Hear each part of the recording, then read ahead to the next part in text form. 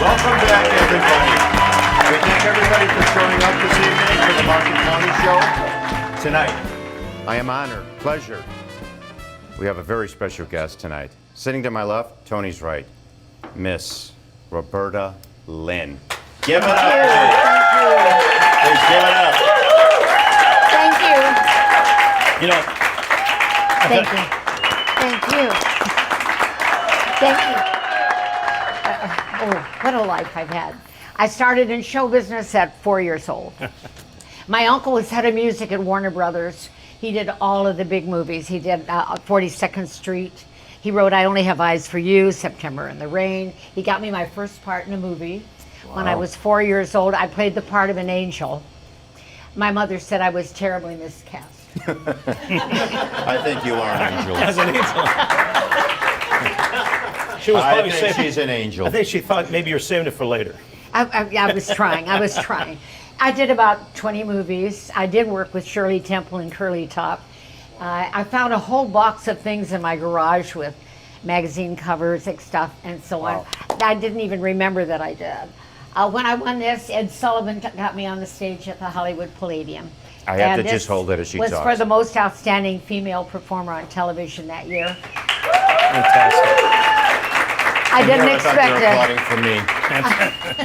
Oh, Marcus, that looks good on you. And it looks good on you too, darling. I certainly hope so. Anyway, my career started that way. I've never known anything else but show business, singing, performing. I get high working. I never have to do drugs. When I walk on stage, I get high. I love to entertain. I love to sing, and that's my whole life. Things have come to a standstill a little bit right now for me, and I'm hoping that I can get back singing. I hope so. I hope so. I had 3 major operations, and How are you doing with those? I'm anyway? doing great. Is everything okay? I'm doing great. Tummy, Okay. Yeah. hip, heart. Wow.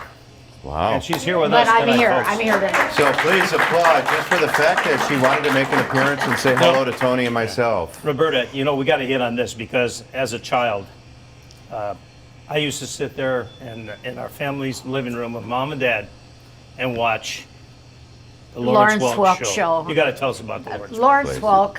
I'll tell you how I got the job. I auditioned for his manager, and he said I was too young. Okay, and I came back on a trip and I ran into Sam Lutz, Gaby Lutzenheller, one of the best in Hollywood. Okay. And so he said, "What are you doing, kid?" And I said, "Well, I'm back. I'm looking for some work to help my mom out." And he said, "Lawrence Welk is auditioning girl singers." I said, "Who?" Who? Nobody knew Lawrence Welk on the West Coast. He was a Midwestern guy. Yeah. So he said, "Be at the Hollywood Palladium tonight at 7:30. Don't tell him you're 17. Tell him you're 20." Hollywood Palladium. The Hollywood Palladium. Think about that. Wow. That within itself. There were about 10 people on the dance floor and about 100 girl singers there. And they sang every song that I had. And now it's about 12:30. And the manager of the ballroom walked over to Lawrence and he said, "Larry, if you audition one more girl singer, you can take your accordion and go back to Yankton." With this, my mother said, we heard this. She said, "If you don't get up there and sing one song, I'm going to kill you." We've been here since 7:30, and Lawrence Welk heard her. So I walked over and I said, "My mom said, if you don't let me sing one song, she's going to kill me." He said, "What did you say your name was?" And I said, "My name." Plays the club, and that's exactly how he sounded. A 1 and a 2. A 1 and a 2. And he said, "Your mom said, I'm not going to let her kill you. What do you want to sing?" So I sang "Embraceable You." And then he said, I felt lucky because I had just learned this song. "I'm as corny as Kansas in August." I just learned a long song. He said, "Okay, Roberta, if you know it, there's a 16-bar intro. You're going to sing a chorus. The band's going to play a half chorus and I'm going to bring you back in and get you out." I got in okay. I got out okay. The key was perfect. And he looked at me and he said, "You know what, Roberta? You are the new champagne lady." There you go. I know we're not supposed to applaud, Tony, but we are. Okay, And what year was this? This was Perfect. I was going to say that. I read that one all the way. okay, wait a minute. 1950. Right on. 1950. Your eyes are so lovely, my darling, and that's why I love you, my dear. So how long were you on the Lawrence Welk? I was on 5 years. Okay. Then I started my own show. This is why I Okay. have this one.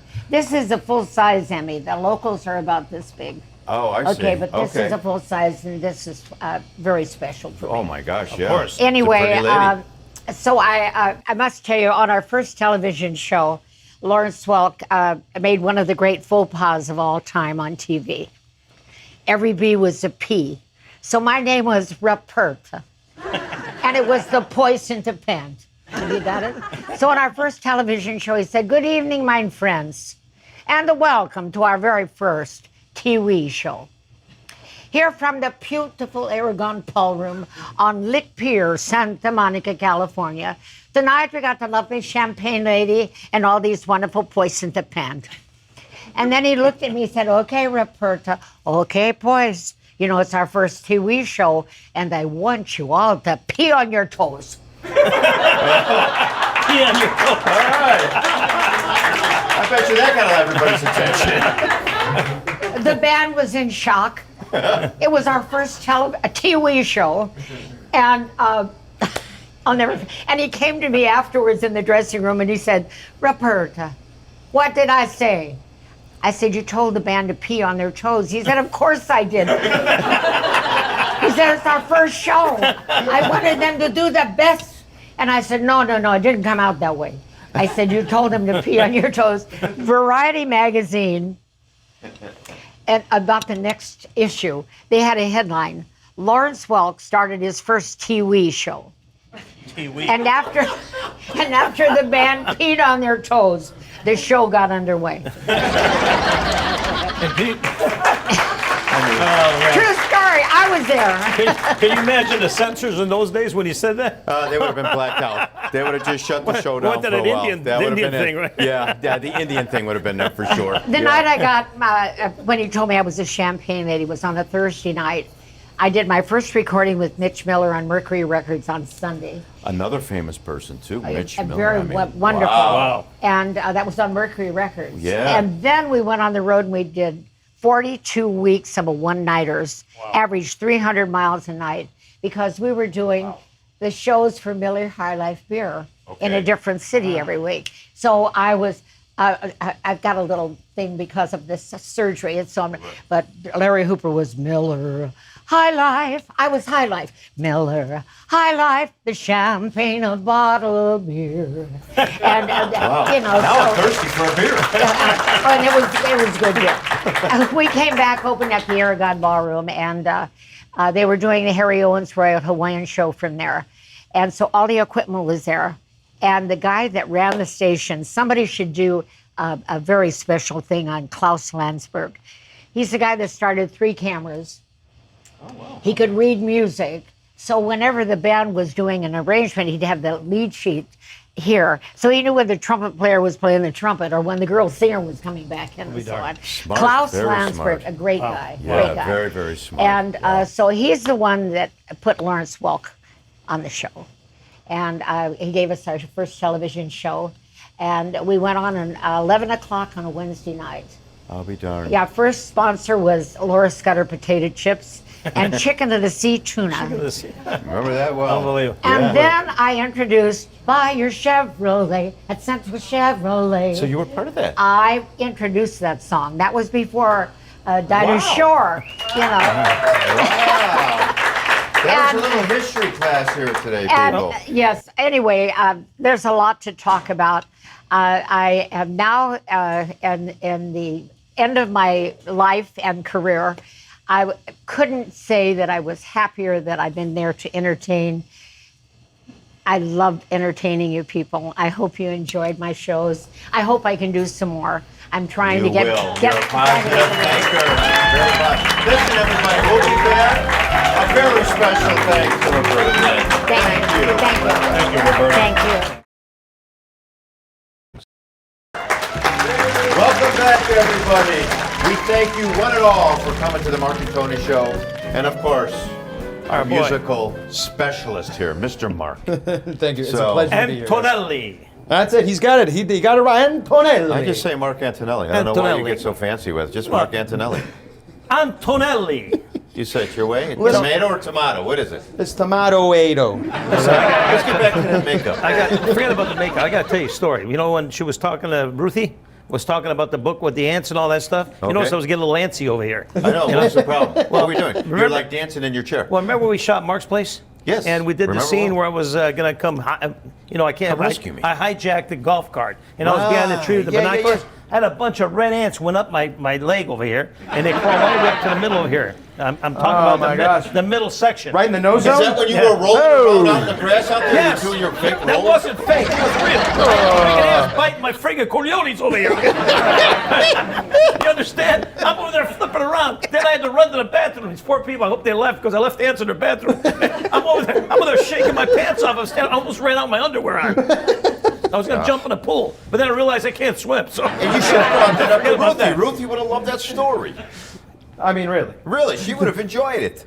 Ruthie would like the story about the ants that ran up and Well, you don't have to be that graphic. What she was talking about, she may want to put it in one of her books. I don't get no respect. I The get no ants- Want it in respect. her book. The Ants in the Pants. There by you go. Ruthie Darling. Well, yeah, I was trying to change the subject. That's why I brought up bumblebees because I want to get my mind off them damn ants. Ruthie Darling she said some really, really beautiful and very important did. things. So I just Yeah. want to give her Give her one more, props. props for that Yeah, for sure. Yes. All joking aside. She was saying some really, really beautiful and poignant things. So To be quite honest with you, I very don't much. understand some of it, but okay. Yeah, I was well- confusing animals with children. well, it's all the audience certainly. Yeah, the books over there. I was looking. You kept turning the book this way. I couldn't tell. I took the books from you so the "Oh, audience I love, could see I love the all the books." animals in the book. And I was saying, no, there's children on there too. There was children. Oh, jeez. Cut. I was waiting for the cut. I was waiting for Sonny to go, cut. I thought I saw a hook coming in like this, real slow. It was real Good slow thing to there's no grab you. boom. I would have got hit in the head with it.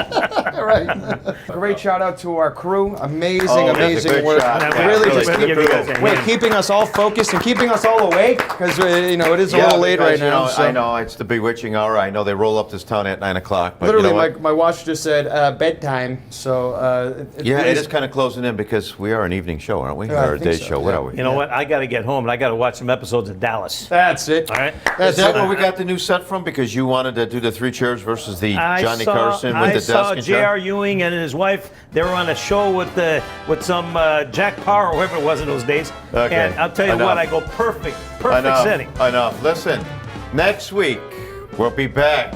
So see you later. Like this. Ciao. What is that? See you. What the hell is wrong with you? You can't even get one freaking line right. He spreads somebody. Somebody write it down over there. Put a sign up. So we'll see you.